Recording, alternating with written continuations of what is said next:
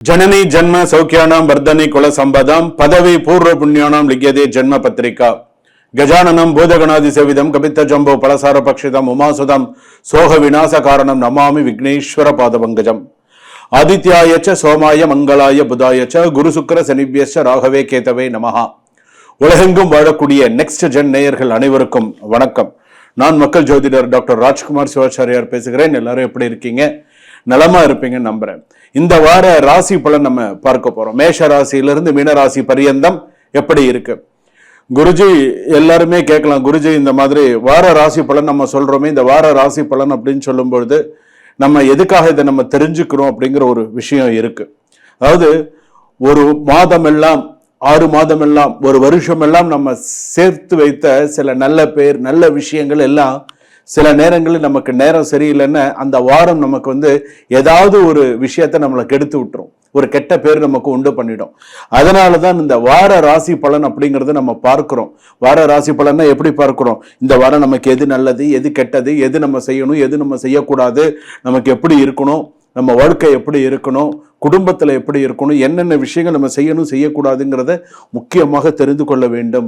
இதை எப்படி சொல்றோம்? இந்த 12 ராசியை வைத்து இப்ப இருக்கக்கூடிய கோச்சார நிலையில இருக்கக்கூடிய கிரக நிலைகளை வைத்து ஆராய்ந்து சில பேருக்கு இது 100% அப்படியே பழிக்கும். சாமி சொன்னது கரெக்டா இருக்கு, சாமி சொல்றது சில விஷயங்கள் சரியா இருக்கு, இதை நம்ம இனிமேல் இப்படி இதை மாத்திக்கணும் அப்படிங்கிறது சில பேருக்கு தெரிஞ்சிடும். ஸோ அதுக்காக தான் இதை பார்க்கிறது. குடும்பத்துல நமக்கு வேலை உயருமா, பண வசதி வருமா, வேலை உயருமா, குடும்பத்துல நன்னா இருக்குமா, மனக்கசப்புகள் நீங்குமா, பேசாதவர்கள் பேசுவார்களா, எப்படி இருக்கும், வியாபாரத்துல லாபம் இருக்குமா, யாரையும் நம்ம கூட்டு சேர்த்துக்கலாமா, என்ன செய்யலாம் அப்படிங்கிறதெல்லாம் நீங்க தெரிஞ்சுக்கலாம். அது மட்டும் இல்லாது ஒரு வாரத்தில் எடுக்கும் ஒரு தவறான முடிவு பல மாதங்களை உங்களுக்கு நிறைய பிரச்சனைகளை உண்டு செய்யும். அதனால நம்ம என்ன செய்யணும், எப்படி பண்ணணும், யாரை நம்பணும், யாரை நம்பக்கூடாது, என்ன செய்யணும் அப்படிங்கிறதுக்கு தான் இந்த வார ராசி பலன். வாங்க வீடியோக்குள்ள போலாம். கடைசி வரைக்கும் வீடியோ ஸ்கிப் பண்ணாம பாருங்க.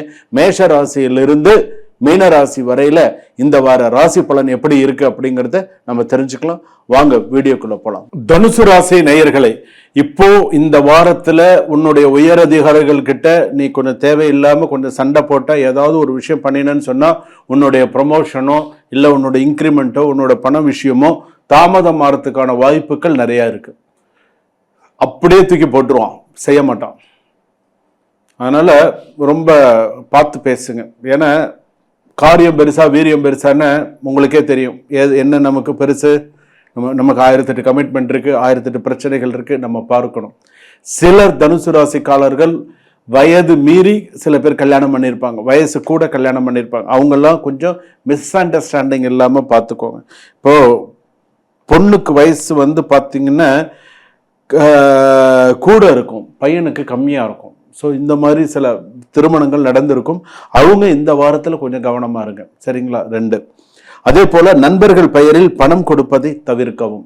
ஜிபே பண்றது, சில விஷயங்கள்லாம் பண்றது கொஞ்சம் பார்த்து பண்ணுங்க. குடும்பத்தில் பெரியவர்களின் அறிவுரையை அலட்சியம் செய்யாதீர்கள். பெரியவங்க கூப்பிட்டு ஏதாவது ஒரு அட்வைஸ் பண்றாங்களா கேளுங்க, காது கொடுத்து கேளுங்க, என்ன சொல்றாங்க என்ன பண்றாங்க அப்படிங்கிறத கேளுங்க. கவர்மெண்ட் ஜாப்ல இருக்கிறவங்களுக்குலாம் இஷ்யூஸ் வரதுக்கான வாய்ப்புகள் நிறைய இருக்கு. கொஞ்சம் பார்த்து பொறுமையா பண்ணுங்க. அதே போல அதிக தன்னம்பிக்கையால் பெரிய முடிவுகளை எடுக்காதீர்கள். நீங்க உங்களுக்கு நிறைய செல்ஃப் கான்ஃபிடன்ஸ் இருக்கு, நிறைய நல்ல விஷயங்கள்லாம் இருக்கு. ஆனா அதனால நீங்க பெரிய அளவில் எடுத்துறாதீங்க. நார்மலா எடுத்தீங்கன்னா நார்மலா சில விஷயம் நல்லபடியா முடியும். கணவன் மனைவியிடையே பழைய விஷயங்களை மீண்டும் பேசாதீர்கள். முடிஞ்சு போன விஷயத்த திரும்ப பேசி சண்டை ஆரம்பிக்காதீங்க. முடிஞ்சது முடிஞ்சதாவே இருக்கட்டும். அதை பத்தி திரும்ப எடுத்து 3 தலைமுறைக்கு பேச வேண்டாம். அதை ரொம்ப கரெக்டா பார்த்துக்கோங்க. உடல் நலத்தில் கல்லீரல், செரிமானம், தூக்கமின்மை போன்ற சிறிய தொந்தரவுகள் அலட்சியம் செய்யாதீர்கள். இந்த வாரத்தில் இதெல்லாம் உண்டு. ஒரு தவறான கையெழுத்து அல்லது ஒரு தவறான வார்த்தை பெரிய பிரச்சனையை உருவாக்கும். ஸோ பார்த்து எச்சரிக்கையா பண்ணு. அதே போல நீண்ட நாட்களாக காத்திருந்த ஒரு சில தொழில் சம்பந்தமான சில நல்ல விஷயங்கள்லாம் கைகூடி வரும்.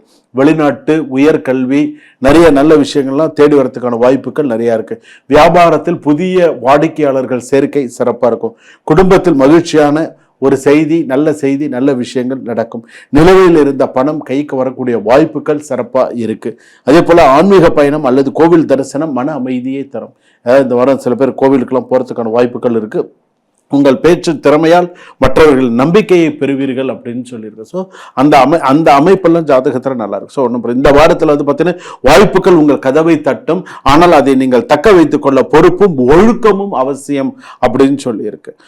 நீங்கள் எடுக்கும் ஒரு சரியான முடிவு சில மாதங்களில் முன்னேற்றத்திற்கு அடித்தளமாக அமையும். இந்த விஷயத்தை ஞாபகம் வச்சுக்கோங்க. அதிர்ஷ்டம் கதவை திறக்கும், ஆனால் உழைப்பு உங்களை அதன் உள்ளே அடைத்து சென்று உச்சத்தில் விடும். நிறைய நல்ல விஷயத்த பண்ணினா கரெக்டாக ஒரு சில விஷயங்கள்லாம் கூடி வந்து நிறையா வரும். அதுவும் இந்த வருஷத்துல நீங்க எடுக்கிற எஃபர்ட் அடுத்த வருஷத்துல நீங்க you can see that brightness. நிறைய நல்ல விஷயங்களை நீங்க கண்டிப்பா பார்க்கலாம். முயற்சி திருவினையாக்கும் சொல்லுவாங்க. அந்த மாதிரி குரு வழிபாடு நிறைய பண்ணுங்க. உங்கள் இலக்கை யாரிடமும் நிரூபிக்க வேண்டிய அவசியம் கிடையாது. நான் என்னங்கிறது எனக்கு தெரியும், உங்ககிட்ட சொல்லி நான் அதை நிரூபிக்கணுங்கிற அவசியம் கிடையாது. அந்த மாதிரி ஆள். அதனால அமைதியாக உழையுங்கள். வெற்றியை உங்களுடைய அடையாளமாக மாற்றுங்கள். இதுதான் நீங்க கத்துக்க வேண்டியது, இதுதான் நீங்க செய்ய வேண்டியது.